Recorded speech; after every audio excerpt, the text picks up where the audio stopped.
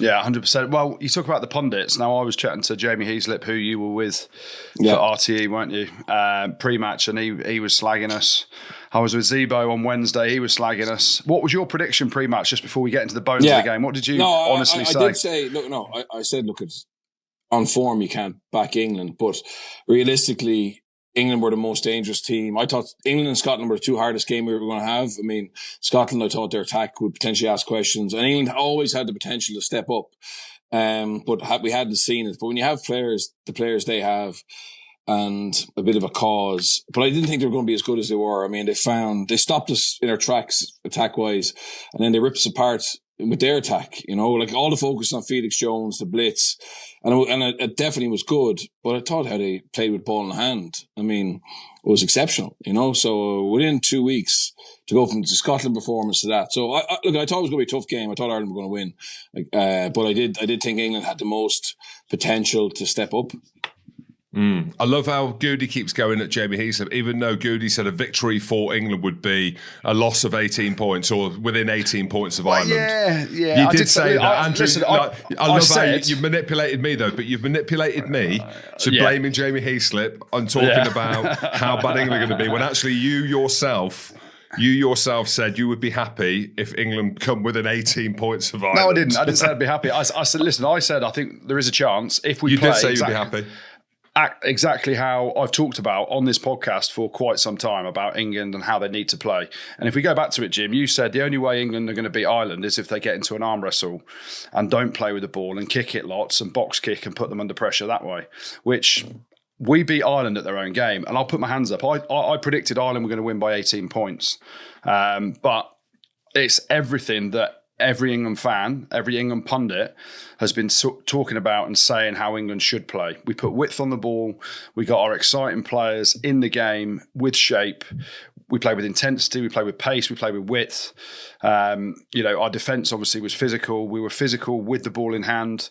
Like the first try, and we'll get into the bones of it. First of all, the intent, it starts with the pressure from Ben Earl putting it on James Lowe, doesn't it, with his clearance kick.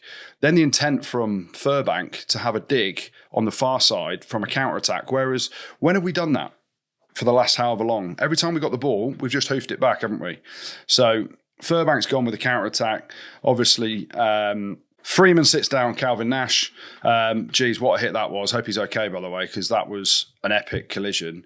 And then it's speed of ball that killed Ireland. Mitchell gets the ball away from the ruck. I think Van der Fleer was trying to dive over to stop him. And then we just go hands down the short side. Calvin Nash, had he not been injured in that collision, probably would have got back to the wing and it might not have been a try. But you see it, George Ford flattens up. We go hands. When have we seen that from England? We haven't, have we? So it's it was brilliant. And I did say Ireland will win this by 18, but I did say as well, if we played in the way and the manner that we can do with width, with precision, with structure and attack, we can be a hell of a team. And finally, they listened to a few of us, eh, Jim? Well, you could see after they're not happy. You've seen some of the lads on Instagram, Ben Earl's interview after, like Will Stewart, friend of the show as well, he was posting the one that I put up about Jamie Heaslip's comments on BBC that Ireland need to go down to 13, 14 men, which they did at times. They lost Peter O'Mahony, as we know. And they were posting all the things and all the kind of comments that were made. So I actually enjoyed that. I know Ben Earl spoke after the game. He seemed like he was a bit pissed off with some of the comments. I saw Ben Earl pitch side before they played Scotland. He was like, we're going to get beat by 12 points, are we, Jim? He kind of threw that out there. And I was like, I said eight. But actually, it was nearly 12. So they're feeling it, right? They're feeling the pressure. And that's why in the lead up to the game for me, Goodey, we were talking about on the podcast, and yes, we've been joking about it, and you look at it on social media when we go back and forth, it's like some people can take a joke, some people understand the joke, some people understand the banter done in jest and the emotion around the build-up to the game. We don't know what's going to happen, right? I don't know that England are going to beat Ireland. We don't know how Ireland are going to turn up, how England are going to turn up. But what we do know is that this England team are a bloody good team. They have got some world-class players that run South Africa close in the semi-final. They've got a young, inexperienced, but a hungry, coaching group that work all the hours under the sun. They've got a stadium at Twickenham that have been screaming out for a performance like that. So it was almost like that day was made because it felt like the the crescendo of emotion and all the kind of backlash and everything they've had. Because remember, like, England haven't put in a performance at Twickenham. Like, yes, they did at the World Cup against South Africa in Paris, but they haven't done it at Twickenham. So it's been building for a while. And Bernard, I don't know whether you spoke on the pod or we were chatting privately or on the podcast that we did together, that Ireland haven't been amazing. Like, they've been good, and it's almost been a bit comfortable for them, hasn't it? That's kind of what you were talking about, right? They've been okay. So maybe you did see that come in, a slight step off the gas. No, I did. Look at yeah. I think we were very lucky. We played France week 1. They were brutal. Italy. I met the Italian assistant coach before the game. I used to work with him in France, and he kind of said, "Look, we don't really see any obvious weaknesses in Ireland that we can attack, but we have got a plan for the games that come." And fair play. And in fairness, we won 36-0, but I think that score probably flatters a bit. Wales, we just saw it this afternoon. Like, Wales are young, they're giving everything they have, but they just don't have the tools to compete. So, and against Wales, there was lots of errors, but the problem is. Not the problem. Ireland's game, if you let us play, we'll rip you apart. You know what I mean? And to be honest, Wales and Italy don't have the power to stop us. France do, but they weren't in any way in the right frame of mind. So that was going to be the test, and that's the test. The All Blacks, in fairness, stopped the source like Savardi Sevilla, Sam Kane. Like, they just slowed down our breakdown and made us look average, and scored some great tries against us, and England did the same thing. And I totally agree. From that first try for Ollie Lawrence, like, I was going, wow, England aren't here just to tool up and roll up their sleeves and get stuck in. They actually have intent to play.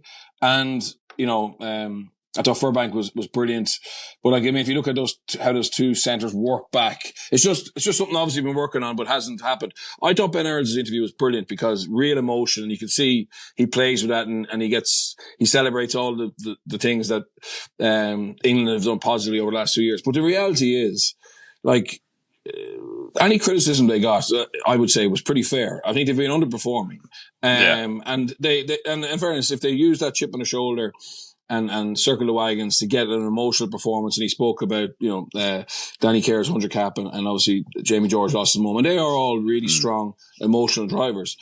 The challenge now is to back that up. You know what I mean? Back that up on a weekly basis. And then we'll talk about England like we talk about Ireland. But unfortunately, they hadn't put in that performance, I would say, at Twickenham for sure. And in the first couple of games, they've been just plodding along. And getting okay results, to be fair, but so I think it's brilliant to see someone speak so emotionally, but the reality is I think a lot of the criticism was fairly justified. But now we'll praise him because that was a phenomenal performance. Yeah, Bernard, what were they saying in Ireland in the lead up to that? So I know Jamie Heaslip's comments came out in the BBC for England. Yeah. What was being said in Ireland? Was anyone in Ireland worried about England or not? The fan. We've got tooled up in Twickenham for 100 years. It's only recently we've actually turned a corner a little bit. So there's massive respect. But I do think we were all very confident that if we played to our best, it was hard to see us losing. But to be fair, I think most people who were reasonable also saw that there was a potential ambush there, and England had that 10% to find. But again, as pundits, you have to call it as you see it. And I don't think. Also, Jamie Heaslip and Peter Stringer was quoted as saying that not one English player would get in the Irish team. And they're getting abuse now from Irish fans saying, "Oh, you helped England win." That's bollocks. I mean, the game was won by the players on the field, and the Irish players wouldn't have been overconfident in any way. That's nothing to do with it.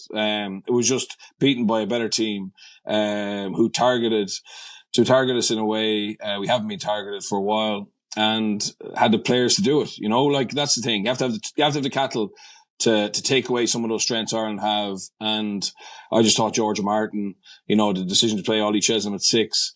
It worked. You know what I mean? We could only get round England, and we got round them 3 times, 2 for tries. But every time we tried to go through them, we got absolutely smashed. And a few times we tried to go around them, we couldn't get around them. So, like, they literally just gave us space that they wanted us to go after. And we found it very hard to execute because of their pressure. It does show you that this game of rugby that we've played and that we love how much the physical and the emotional drivers are so joined up, right? And you look at Wales, like emotionally they're there, but physically they're not. So England had both. England emotionally were there for the reasons you just mentioned, Bernard, Danny Care's 100th cap, Jamie George, everything that's going on at home with him being the captain, everything that's being said in the media that's been feeding them, that's been fueling them, that's been popping up on their social media feed, the fact that they're at Twickenham, the boos, people don't like them, they're not good enough, Steve isn't good enough, like he isn't good enough, he isn't good enough. And it just shows you, right, as in if you can marry up that emotion, and England have got that physical attributes of Ben Earl, as Sam Underhill. We mentioned Tommy Freeman on that first carry. We'll George talk Martin. about Feyi-Waboso as well. Yeah, George Martin for me. You know how much I love him as well. Maro Itoje, Ellis Genge, the way that in which he played, like even Will Stewart when he come on, the way that he was carrying. You've got these emotional and these physical drivers. You can beat anyone. I suppose looking forward for England, it'll be like, how do you do that week on week? Like, how do you carry on that? Yeah, well, that's the point, isn't it? So that's now the blueprint. That's now the kind of level and the minimum standard of emotion, physicality, intensity, like accuracy. Like we're just beating what everyone was saying was the best team in the world. And I struggle to say that because respectfully to all the Irish, and I did a load of Q&As and a few dinners last week where I'm speaking, you ain't the best team in the world. South Africa are. They won the World Cup and they haven't played since. So, but Ireland are the best team after South Africa, so the second best team in the world, in how they played. And like Bernard said, they haven't played that well, actually, when you look at it. Yes, they hockeyed France round one, but how shit have France been at times? And you marry up that emotion and what England have done, and they've finally had a game plan. And they're all talking about, this has been coming, we're working really hard, we've got a clear strategy. Well, this is the first game we've seen a clear strategy, in my opinion, and it works. Feyi-Waboso getting meters after contact, which we spoke about before. England's attack coming onto the ball, having multiple options, layers of attack, making defenders make decisions, going to short sides. Furbank's try off the kick chase. They've hit up the one side and then they've come back eventually and found Tyg Furlong on his own on the edge. And we nearly butchered that, by the way, as well. Sam Underhill gave it the old pump and he could have got caught in contact, but we end up scoring on the edge. So we've been crying out for this width and aggression. You can use all the buzzwords you want, but it's everything that England had. So now we've got to replicate it, going to France. And we are, obviously, everyone in England now is on a high because of that performance. And Bernard, you were there at Twickenham. The atmosphere was off the charts. Like, there's people say how shit the atmosphere is at Twickenham. It's been shit because of the performances, right? And people are then falling out of love with it a bit because it's 100 and something quid a ticket. And, the product on the field hasn't been great. It hasn't been entertaining to watch. That was one of the best test matches we've seen in a long time. Up there with some of those World Cup test matches, in my opinion, that were amazing. That Ireland played in, the likes of the quarterfinal against New Zealand, the game against South Africa, the intensity of it was unbelievable. But one question for you, Bernard, you're on the sideline. What was going down between Faz and Steve Borthwick? Yeah. I love that. I love it. It's Ireland and England. Like, the players were keeping their discipline pretty much. They were smashing each other. There wasn't a head. Well, maybe there was, but a couple, but they weren't picked up. But then I don't know what went on. But I loved it. I actually love seeing two people head of their country's organisation caring about it so much that they go off. I can't wait to find out what did happen. They'll try and brush it under the table, but I'm sure there was a comment made from someone. And you know what? I'm sure it wasn't from Feyi-Waboso Borthwick. It was probably one of their backroom staff. But I reckon it's Wiggy. Yeah, I reckon it was Wiggy. Knowing Wiggy, it's Wiggy. Yeah, of course it was Wiggy. But it's so funny. You look at the comments, lads. You look at the comments underneath about like what they were saying. I put it out there as well about like who's the most northern out of you both. My favourite comment that I saw on it was who loves Owen Farrell more, his dad or his coach. I wonder who it is. But hey, by looking at the handshake between Andy Farrell and Owen Farrell after the match, I reckon Steve loves him more. You could say that. He was ready to play, wasn't he, Faz? He had his white shirt on under his gilet. I thought he was going to take it off. So weird watching him. Be ready to go. Must be weird for him as well. But like that again, that's what I love. Like, I don't think any of this stuff around the build up to the game, around Jamie's comments, around Peter Stringer's comments, around Goodey's comments, around anyone going at England, any of the social media stuff, Andy Farrell, Steve Borthwick, that's sport and entertainment, right? That's what it is. Like, we need that. It builds the jeopardy, it builds the energy, it builds the drama. And for me, I can't remember. Maybe it's because I've been in a different setting. I weren't at the stadium, so it's great to hear that it was pumping. Unbelievable. I'm at home watching it with 4 screaming kids. You know what I mean? And the dog like yap yap yap yap yap yap yap yap, like barking, going ballistic. And I'm loving it. I'm like, is it me? Or is this one of the best Six Nations weekends we've seen? Because generally after the World Cup, right, it can be a bit rubbish, can't it? Just because, and that's how I felt actually after the World Cup. I weren't as looking forward to the Six Nations as you would do, you know, in the lead up to a World Cup, for example. But this weekend, the 2 games, the Italy-Scotland game, which we'll come on to, but that game, and I very rarely, the England-South Africa sound like a broken record. I was really up for that game as a quarter Englishman, but wanted England to do well. That's the first game I can remember where I was buzzing for an England team and everyone involved in that setup. So yeah, wicked weekend of Ruggers. And yeah, just on that, I don't know what's happened in this fallow week, but like I'm part of a working group with World Rugby looking at how the game is played, coach, referee, and we're looking at the laws, right? And the concern we had was, well, are the laws stopping coaches or teams wanting to play? And we didn't change any. Okay, the DuPont law is obviously something that needs to be changed, but that wasn't. I didn't see one example of that this weekend. The 3 matches just had 6 teams who had a really positive attitude to playing, and it wasn't like they weren't throwing the ball around willy nilly. It wasn't Harlem Globetrotters, but because there was people getting smashed, and the set piece was important. The kicking game was there at all times. But yeah, I don't know what it is. I think obviously, hopefully, it's just time in camp. But I think you can play within these rules. You can play within these laws, and you can have a unbelievably good product. And I've just come from Cardiff there, and I know the end Wales slipped away, but for long periods that was an entertaining game where both teams had a positive outlook. So that's a massive one that, you know, round 4 we can actually say the game can be in a good place if we have, I suppose, settled teams and coaches with giving their players the license to play. And Bernard, just piggybacking that, we're not talking about red cards. We're not talking about the referee. And like, even if I was to throw a negative comment out there, but I think it's a positive. Like, you watching France monster Wales at the scrum and Luke's making them play away. Okay? Because there's obviously this mindset now from a joined-up approach for these meetings that you're in. I'm not invited, by the way. I've never been invited to the top table of those, which is probably a good thing. But yeah, like, as in, we're not talking about it. You look at social media doing the rounds, like Genji's clear on Ty Furlong and all these that's just deal with it after. Yeah. Someone else deal with that after. Let's get on with the game. Let's speed it up. Let's build up the energy.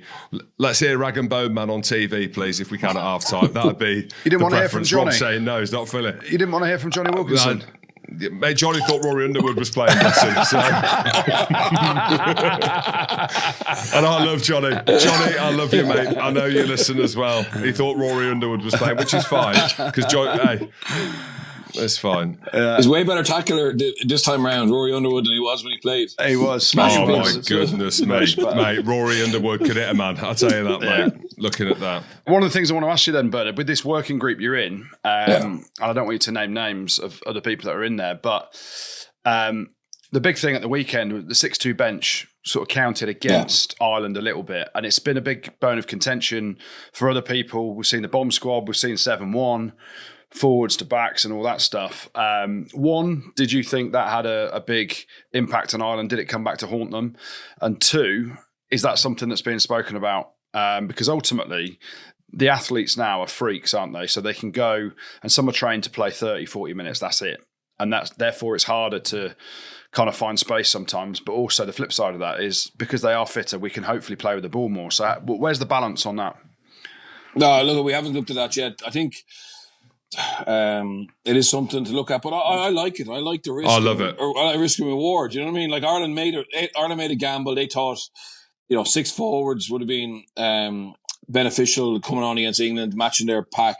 It worked really well against Wales. And you get caught. Calvin Nash gets concussed, and then the player who replaces him gets concussed, Frawley a little bit later on, and that's that's the game, man. So I don't have any issue with that at all. In actual fact, I think I'd love to see more coaches being creative, trying to find an edge and, take chances. But yeah, I understand, that there's we're really, to be honest, the start of it is looking at safety. And to be honest, we had 8 clips this week, head-high contacts in general. And, there was 4 options. We had to make a decision on no penalty, yellow card, red card.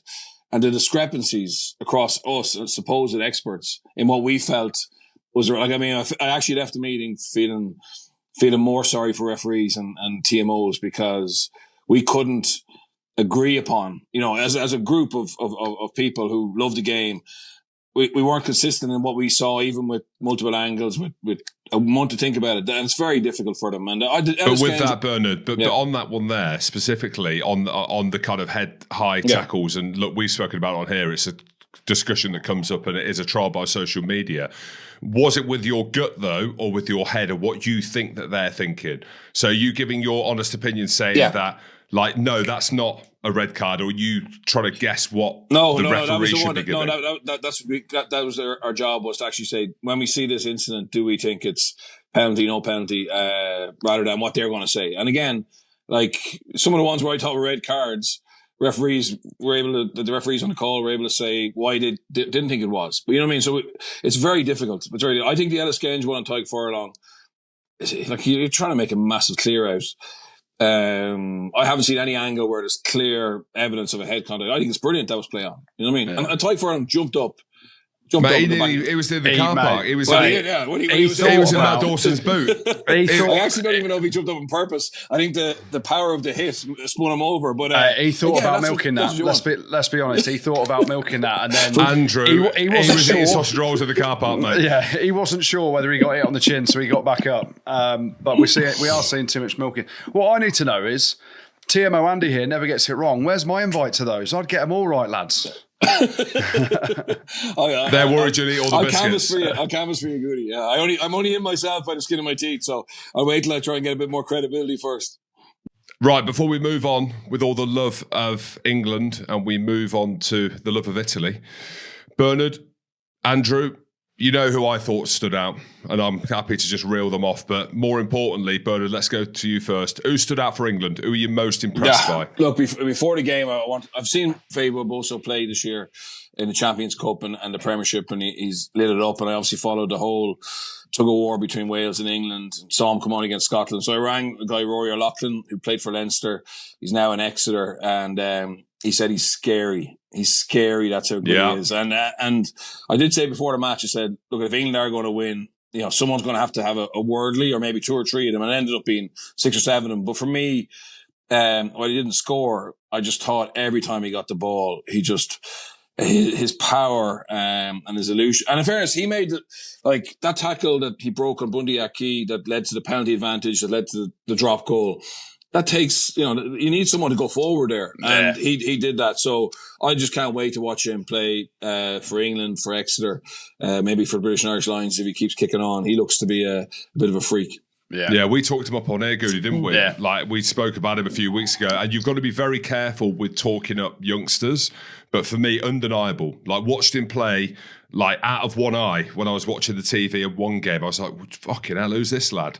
And then more and more as he's played, it's easy to hype up on the player. He's a freak in terms of what he can do. And you get these freaks that come along every now and again, and they're impossible to stop. So once they get into traffic, they just make meters. And England have missed a player like that in the back line since Manu Tuolangi hasn't been able to do that. Yes, they've got Ollie Lawrence back, but they've now got Emmanuel Feyi-Waboso, who for me is going to be a superstar. If he can stay fit, and like, he got 1 penalty against him in the game, which was a turnover, which I actually thought it was a turnover. I think it was a harsh penalty against him, but you saw the emotion of him crying after the game and his embrace with Ellis Genge. It means a lot. There's been a lot on that young man's shoulder. He's still studying. He's done an exam last week. He's fresh on the scene from Exeter.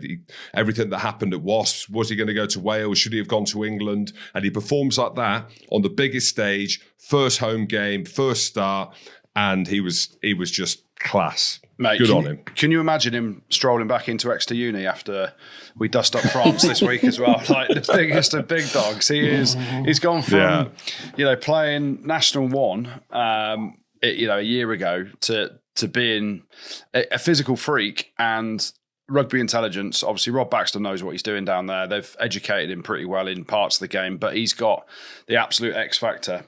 Mate, there's some massive standout performances, weren't there? I thought Ben Earl was ridiculously good. Obviously, man of the match. We spoke about him. He's how stupid. Eddie Jones wouldn't ever pick him. Like, remember we were canvassing for Ben Earl to get picked, and Eddie Jones wouldn't pick him. Steve didn't start picking him, did he? In the Six Nations this time last year, it's just madness. But every time he plays, whether it's in a Sarries jersey, an England jersey, he gives you go forward. He's always one of his team's best players. So he was great. Sam Underhill I thought was fantastic as well. Always, yeah. Chesham and Martin, we spoke about those boys. Ollie Chesham, yeah. And that's what I mean. Like with Ollie Chesham, we don't speak about him enough, I don't think. Like the hit on Bundyaki was a kind of standout moment where he blasts him into touch and he's like, fuck, I've dislocated my shoulder or something. Something's not quite right. Yeah, but he's awesome. Like Ollie Chesham, George Martin, I'm a massive fan of him. Like I watched him as a kid, Bernard. So we did a documentary on Leicester Tigers Academy. It was him, Freddie Stewart, Jack Van Borfleet, Sam Costello, who's now playing 10, and there was a few others, but they were the standout. And out of all of them lads, I think I'd say Freddie Stewart was the standout, but George Martin, like just physically same height as me, similar build, but his body position when he was tackling, man.